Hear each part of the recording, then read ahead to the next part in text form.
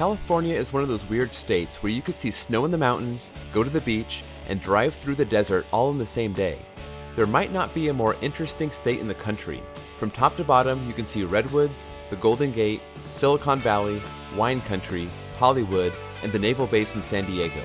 It's also stacked with amusement and theme parks of all kinds, from family parks to international destinations to roller coaster paradises. This is also my home state, and I've ridden 84 coasters here, and it's time to count down the very best ones. These are the top 20 coasters in California.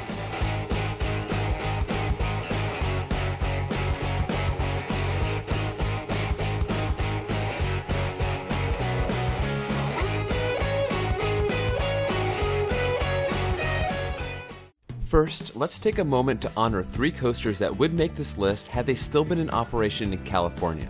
First, there's Deja Vu, first opening up at Magic Mountain in 2001 and thrilling us for 10 years before being removed in 2011 and relocating to Six Flags New England as Goliath. It's now a train wreck because of the new trains, and it's one of the worst coasters in the country. Second, there's Colossus, also for Magic Mountain, which opened as the world's tallest coaster in 1978. This dual-track wooden coaster was one of my favorites at the park until its closure in 2014, and now it lives on as the RMC creation, Twisted Colossus. Finally, there's the Screamer at Scandia, Ontario. This E&F Miler coaster was a legend among Southern California enthusiasts for its big drops and airtime, and I got to ride it a few months before it gave its final rides in February 2019 when Scandia, Ontario was shut down for good. California is stacked, so it's hard to crack the top 20. So here's 6 notable coasters that failed to make this list. Superman Escape from Krypton, Batman the Ride, and Goliath at Six Flags Magic Mountain, as well as Space Mountain at Disneyland and Undertow at the Santa Cruz Beach Boardwalk, and also the classic Montezuma's Revenge at Knott's Berry Farm, which was my first looping coaster. So let's finally get this top 20 started. Number 20, Silver Bullet at Knott's Berry Farm. It's hard to believe that Knott's could have fit a major B&M inverted coaster in the front of the park, but they did it. And this thing flies all over the front of the park, with its cobra roll serving as a nice welcome sight for the incoming park guests. Some parts of this coaster are a little wonky because of space limitations, most notably the shallow first drop, but with over 3,000 feet of track and 6 inversions, Knott's managed to pull off a very good invert. Number 19, Riddlers Revenge at Six Flags Magic Mountain. The majority of coaster enthusiasts aren't big fans of stand-up coasters, and I admit I'm not crazy about them either. But if you take a step back and appreciate this layout, it's an amazing B&M creation, with over 4,300 feet of track and 6 inversions. It looks like a twisted mess of green steel intertwining with itself, including a vertical loop that wraps around the lift hill. It would definitely be better with sit-down trains, but this thing is still amazing, and it's a throwback to the scale of coasters that Six Flags used to be willing to pay for 2 decades ago. Number 18, Manta at SeaWorld San Diego. This is the perfect family coaster. It starts off with a cool tunnel that seems to have a different effect each time you ride, and it fires you out of there with a pretty forceful launch. From there, it gracefully goes through a layout of drops, bank turns, a second launch, and a spaghetti bowl section that actually provides some good airtime with those quick transitions. It's the perfect coaster for the whole family because it's not too extreme for kids, and it's not too boring for adults. Mock rides hit it out of the park with SeaWorld San Diego's first non-water coaster. Number 17, Sierra Sidewinder at Knott's Berry Farm. Family coaster? What family coaster? This thing is intense. Back in 2007, Mock Rides blessed the Camp Snoopy area with a family-friendly spinning coaster that manages to use all of its 37 miles per hour to blaze through drops and turns that pull a surprising amount of G-forces. Don't let this ride fool you. Its appearance and its setting suggest it's a mild ride, but you'll be in for a surprise. Number 16, Superman Ultimate Flight at Six Flags Discovery Kingdom. This ride is a pioneer, the first of 9 Skyrocket 2 models that Premier Rides built. Even better, this is one of the versions with lap bars. Tigress and Tempesto from the Busch Gardens parks, as well as Electric Eel from California's SeaWorld San Diego, have the comfort collars, which are alright, but it doesn't give you the freedom of those Premier Rides lap bars. This is a short ride, but it does feature forward and backwards launches, hang time on the roll at the top, and a vertical twisting drop. Number 15, Viper at Six Flags Magic Mountain. Some say that this is one of the worst coasters still operating today. I ride this coaster all the time, and I disagree. Now it helps a lot if you're tall enough to have your head clear the over-the-shoulder restraints, because this ride does have some funky old-school aero transitions. These will cause headbanging if your ears are right next to the restraint. But if you're tall enough, The only pain you'll feel is the restraint pushing down on your shoulders. If you can get past that, this ride is tall, fast, and has 7 great inversions, and it brings the intensity. Number 14. Flight Deck at California's Great America. This was the second B&M inverted coaster to open to the public back in 1993, and it still stands up as a great ride today. It only has about 2,200 feet of track, so it's a very short ride, just like all the other early B&M inverts, but it's a very intense ride, and it has an epic finale with a corkscrew and a helix right over the lake. Number 13. Full Throttle at Six Flags Magic Mountain. This premier ride's triple launch coaster opened with the world's tallest loop, and it remains the only coaster to go through a loop and over the top of that same loop on the same circuit.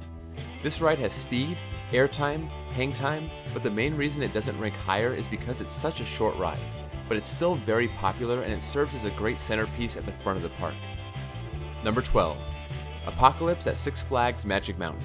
This GCI opened as Terminator Salvation the Ride back in 2009, and it was renamed Apocalypse in 2011, keeping a similar theme.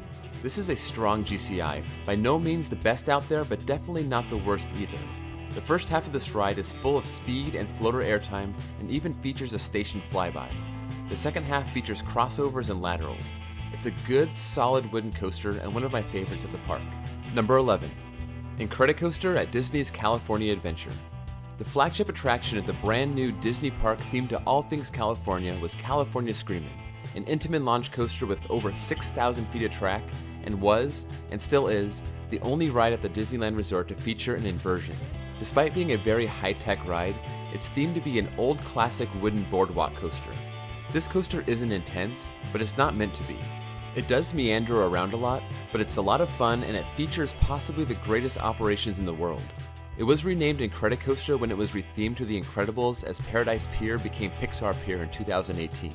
Number 10. Hang Time at Knott's Berry Farm. This compact Gerstlauer Infinity Coaster was the perfect ride to put in the small plot of land that Knott's had to work with after removing their boomerang and riptide. With a vertical lift hill, beyond vertical drop, 5 inversions, airtime moments, and simple lap bars, this was such a great addition, so it deserves a spot in my top 10. The fact that it isn't higher shows how strong this state is with its coasters. Number 9. Tatsu at Six Flags Magic Mountain. If Riddlers Revenge was a throwback to the type of ride that Six Flags used to spring for, Tatsu was the final hurrah for the large-scale custom B&M coaster when it opened in 2006. This is a massive flying coaster that flies so high off the ground, all over the mountain, featuring an unbelievably intense 124-foot pretzel loop and ends with a scenic turnaround over the main plaza of the park. For my money, it's the best flying coaster in the country. Number 8. Accelerator at Knott's Berry Farm. Coming on the heels of the failed Windjammer Surf Racers, Knott's was looking for a viable replacement for this small plot of land. They called Intamin and ordered a prototype, the first ever hydraulic launch coaster which Intamin would deem their Accelerator model. And the park would choose a fitting name for the ride, Accelerator, and it would open for the 2002 season. This hydraulic launch achieved an unbelievably fast acceleration, from 0 to 82 miles per hour in 2.3 seconds, and it did it in a much quieter fashion than the compressed air launch, in order not to disturb the surrounding area since Knott sits on a large city block. This launch is an absolute rush, and the top hat is intense with great airtime, and the ride concludes with 2 big overbanks before hitting the brakes. Knott's hit it out of the park, and this prototype still holds up as a great ride today. Number 7. Medusa at Six Flags Discovery Kingdom. B&M absolutely killed it with their flowless coasters in the year 2000, opening Kraken at SeaWorld Orlando, Superman Krypton Coaster at Six Flags Fiesta Texas, Batman Night Flight at Six Flags Ohio, and Medusa at Six Flags Discovery Kingdom. All 4 of these make up my top 4 floorless coasters. Medusa stands out with its straight first drop, unique sea serpent roll, whippy drop off the mid-course, and this is just a long, smooth, great ride with good elements, which is what sets Medusa apart from Scream, which is not on this list. Number 6. Railblazer at California's Great America. This was one of 2 identical RMC Raptors making their debut in 2018, and everyone fell in love with these things for their intensity, airtime, and pacing. These single-rail coasters can make tight maneuvers with its single-file trains and deliver some insane moments. Actually, the whole ride from the drop to the final brakes is one insane moment itself. Some would rank this in the top 3, but I don't, mainly because of the over-the-shoulder harnesses and the short ride duration. Number 5. Gold Striker at California's Great America. I rode this and Railblazer for the first time back-to-back in 2018, and I thought this was a stronger ride, and the second best GCI that I've ridden. It feels out of control the whole way. It offers solid floater airtime, has a great layout, and it feels like a long ride. The airtime isn't as good as it could be, and it rides a little rough, which is why I don't think it's the best wooden coaster in California, but it's good enough to be the best in the park and a top 5 coaster in California. Number 4. Joker at Six Flags Discovery Kingdom. The best coaster in Northern California is the RMC hybrid of the old Roar GCI wooden coaster, now known as the Joker after his 2016 conversion. Some people peg this as the worst RMC ever built, and I would obviously disagree, but it is by no means the strongest, and definitely not the weakest. My biggest problem with this is that the airtime moments aren't that strong, but it has great inversions, decent airtime moments, and it's a long ride. This is in the lower tier of RMCs I've ridden, but I'd still take this coaster over anything else in Northern California. Number 3. X2 at Six Flags Magic Mountain. This might be the most unique coaster in California. It has its counterparts in Japan and China, but there isn't anything else like this Aero 40 coaster in North America. This ride is possibly the most intense coaster I've ever ridden. The first drop is 215 feet and it's taken face down, and the rest of the layout is intense and disorienting. A lot of people complain how shaky this ride is, and I would agree. Between the roughness and the intensity, it's a hard coaster to marathon, but for what it is, it's incredible and it should be on everyone's bucket list if they've never experienced this insane coaster. Number 2. Ghost Rider at Knott's Berry Farm. This CCI wooden coaster was my number 1 coaster for 7 years, from 2001 to 2008, and for a long time it was the coaster that I had ridden the most. I would try to get the knots on a slow day and ride this a minimum of 10 times, and I still do. If Ghost Rider's closed, I won't even bother making the trip down the knots. After its GCI retracking in 2016 and the new Millennium Flyer trains, this is a smooth masterpiece of a coaster that features big drops, good airtime, scenic views, and laterals. It's a very long ride that should be experienced in the back row, especially when it flies off the mid-course brake run, because you'll go flying into the second half of this ride, which is absolutely out of control. And to this day, it's still my favorite night ride. Number 1. Twisted Colossus at Six Flags Magic Mountain. A lot of people were upset that Six Flags decided to give the RMC treatment to the classic Colossus dual-track wooden coaster, but ultimately, this was a godsend to the park. Even though I love Colossus, California was really lacking an airtime-filled ride, and we got one of the best ever with Twisted Colossus. Even when comparing this to other RMCs in the country, this stands out as top tier. The airtime is aggressive, the inversions are amazing, and you get to ride both the blue and green tracks, which makes this a very long ride, even if a lot of that time is spent on the 2 lift hills. When you get to duel the other side, it makes it that much better, especially when the tracks cross over each other when one is inverting and the other one is getting airtime. This is the coaster that now holds the title as the coaster that I've ridden the most, since it's only a few miles from my house, and I get on this just about every week. California needed Twisted Colossus, and luckily we got it.